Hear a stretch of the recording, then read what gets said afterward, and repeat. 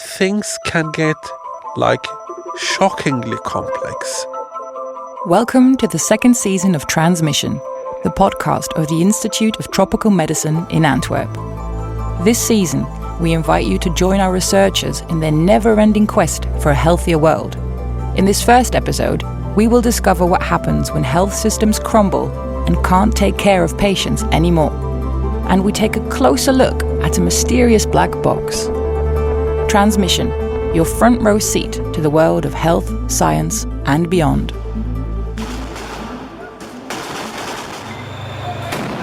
Syria, 2011. War overturns everything. There is chaos and uncertainty. And somewhere in that chaos, a pharmacist walks across the street. It's Saleh Aljadeeah, a man with a close-cropped beard, friendly eyes, and, despite the chaos, a positive attitude. A recent graduate of Damascus University in Syria, Saleh is on his way to a hospital under siege. I would go to the hospital, I would walk. And I remember, if I hear a bomb, I know that when I will arrive, there will be a lot of bodies in the floor, to end, on beds, you see. So that was kind of a daily scene. Basically, I think colleagues who were working there, they were also struggling to prioritize who to help, who not to help. They cannot help everybody. During a war, your health system breaks down. People flee and are in chaos, looking for someone to help them survive. Hospitals fill up. It is 2011, and Saleh's whole life is turned upside down by the conflict in his country. Seeing how the conflict affected people, access to healthcare in general, I realized that this is something, I can play an important role. One of the things Saleh noticed as a trained pharmacist is that during the conflict, people suddenly couldn't get medicines anymore. It wasn't that people were looking for rare medicine.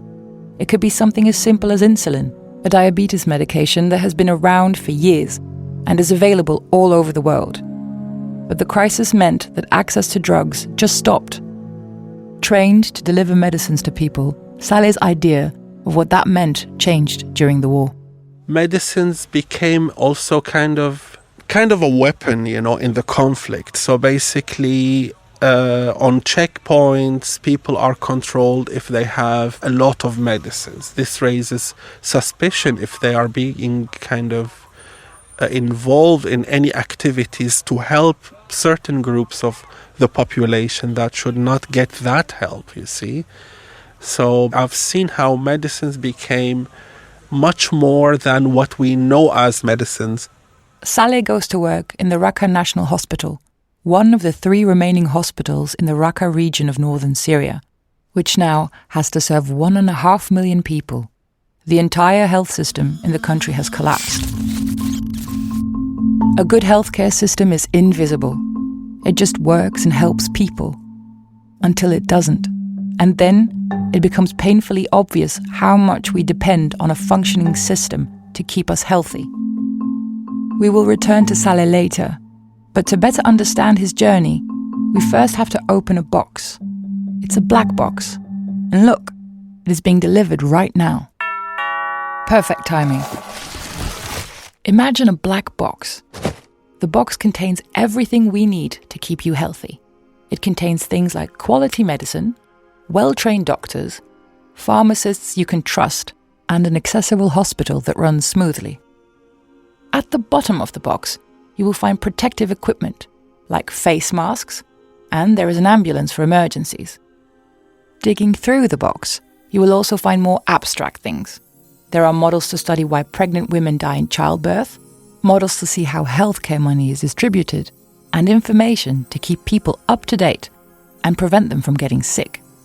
And if you look closely, there are researchers in there waving at you. Go ahead, you can wave back. It really is a special box with extraordinary contents, and we give it a name. We call it our public health system.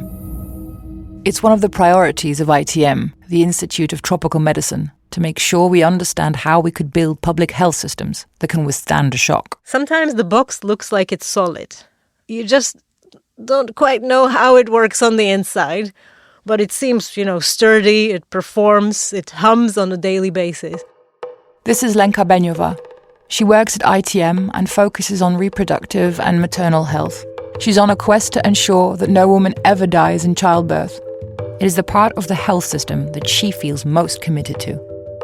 But there are some signs, sometimes things are ineffective, inefficient, but you're not exactly sure why.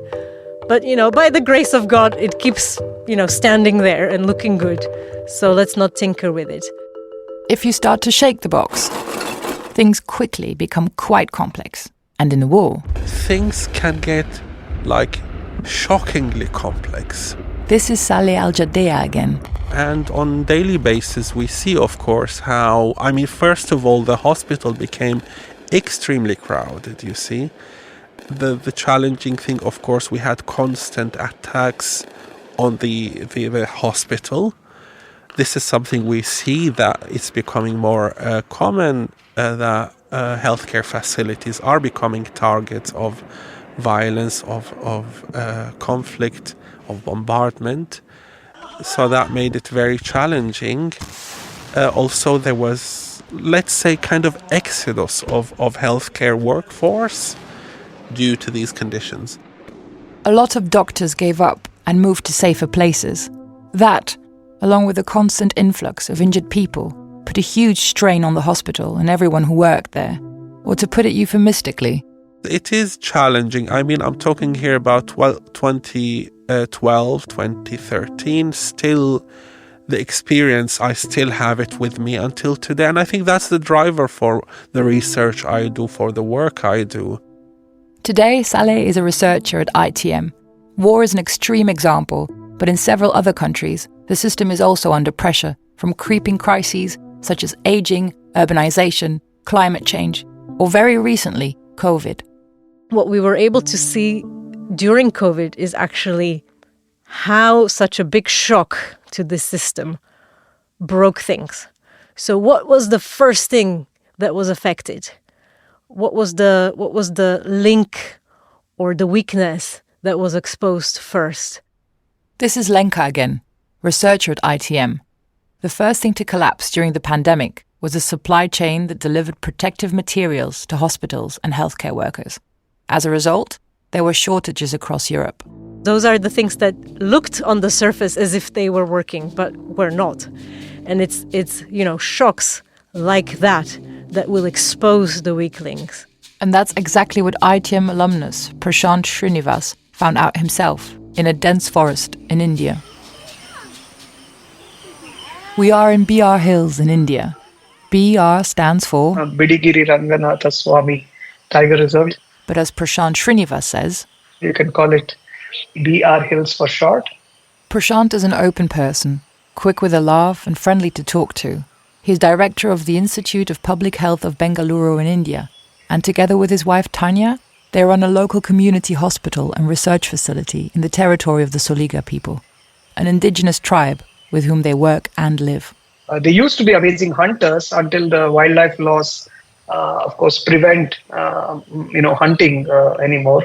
The Soliga live in several villages scattered throughout the forest. It's a thick forest. It has tigers, elephants, leopards, several species of deer, about 300 species of birds. They are very good at tracking animals, and they collect honey. One of the largest honeybees we have is the rock honeybee, which builds very large beehives. So they're expert climbers over rocks and trees, and they're very good at harvesting honey, bamboo, and so multiple forest products has been their livelihood for a long time. They choose not to embrace modern society, and that confuses people. Why would someone not want to live in the so-called developed world? The more and more I've lived and worked with them, I can see why they feel it's absurd. But this has consequences. It makes access to treatment and medication challenging. What do you do when you are suddenly hit by an elephant? What do you do when you're mauled by a bear? These things happen. COVID entered the district where BR Hills is located. We had 3 waves, and in the first wave, we didn't get much affected. But in the second wave, you had a sudden kind of pouring of people into the hospital, and on one day, I think our hospital ran out of oxygen. The system was not able to suddenly deal with a spike in the oxygen requirement, so the supply chains basically gave up. The health system in the district could not cope with the shock of COVID and collapsed. That meant that critically ill patients who needed oxygen, 23 of them died that one day because the oxygen supply ran out there. And it was a disaster. At that point, Prashanth and Tanya decided to move into the district hospital for a few months to help cope with the crisis. The hospital was 50 kilometers from their home in BR Hills, and the most difficult question was what to do with their young daughter. We left the daughter with my parents. She was also she was 3 years at the time, so it wasn't also very easy to stay away for such a long time. Life sometimes requires difficult choices, but the need that Prashanth and Tanya saw was too great. What is it that we did ultimately is merely providing a kind of a leadership in a very chaotic situation. So trying to bring people together, how do you manage triage? You had patients who were running out of breath and sitting on the road and things like that. A lot of people were just in a state of panic. Sometimes just receiving the person and making them feel that care will arrive soon is so much important, and that was not happening. Prashanth and Tanya had the capacity to help, and they rose to the occasion. And they stayed. They later reunited with their daughter in BR Hills and now live there permanently. Tanya heads the local NGO-run hospital and supervises new trainee doctors. We call it a learning site where mid-career to senior academicians can be based and they live within this learning site with strong relationships and partnerships with the community. A place where everyone trusts each other, where BR Hills residents can get involved and take control of their own health, and where, perhaps surprisingly, some of them learn to play frisbee. Let's have a look. A group of young people are throwing around a frisbee, but they are not just playing frisbee, they're playing ultimate frisbee, a non-contact sport that has been shortlisted for Olympic consideration.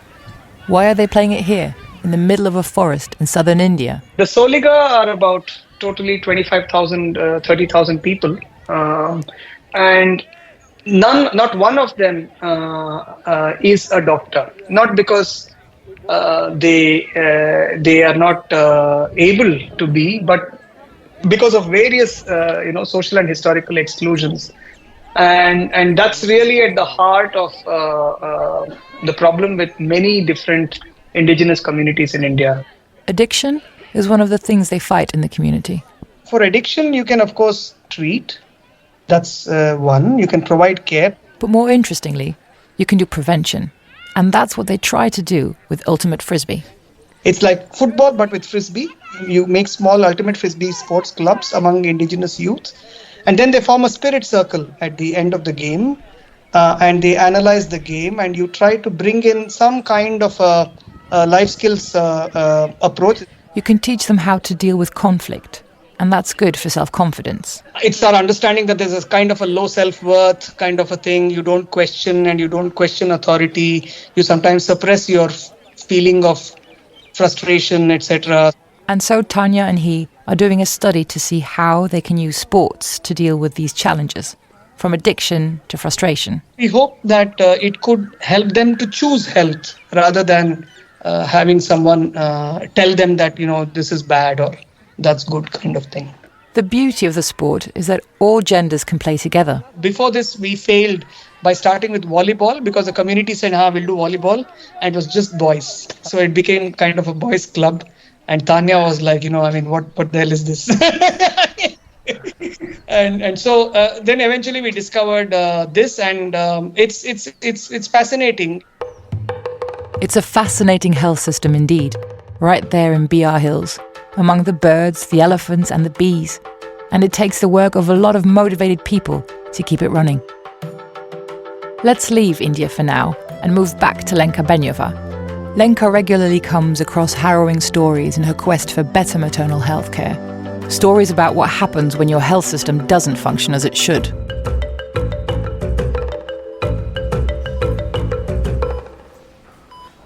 The girl is 19 years old, highly pregnant. She was hospitalized in her home country in the Democratic Republic of the Congo. Her baby died at birth. Broken with grief, she wanted to get out of the hospital, out of that place. But the hospital keeps her. She's not allowed to leave until she can pay for the care she just received. But she can't pay, and now she's stuck. She sits in the hospital and waits until some miracle happens so she can pay off her expenses. This story is not made up. This 19-year-old young woman has been here for 2 months because her family has just not been able to bring the payment for the fee. And actually then you learn that the baby that she gave birth to died. So she came, she has no baby to take with her, and she's imprisoned, detained in a health facility for months.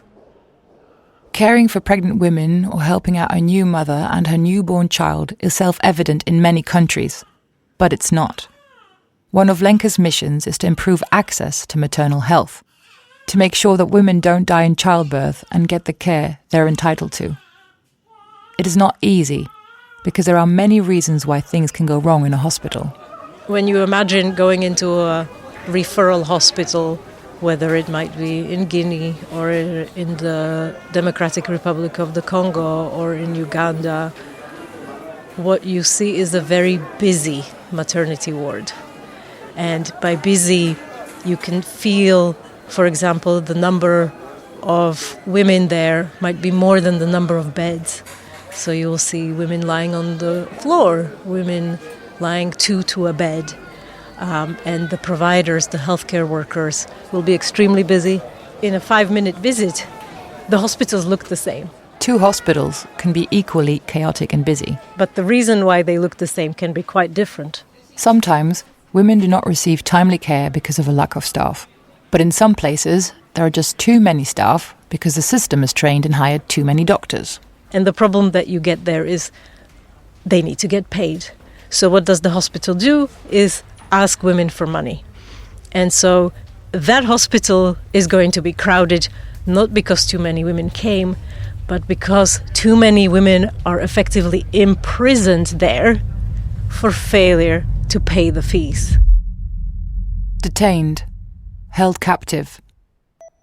The quest for a healthier world is a truly never-ending story.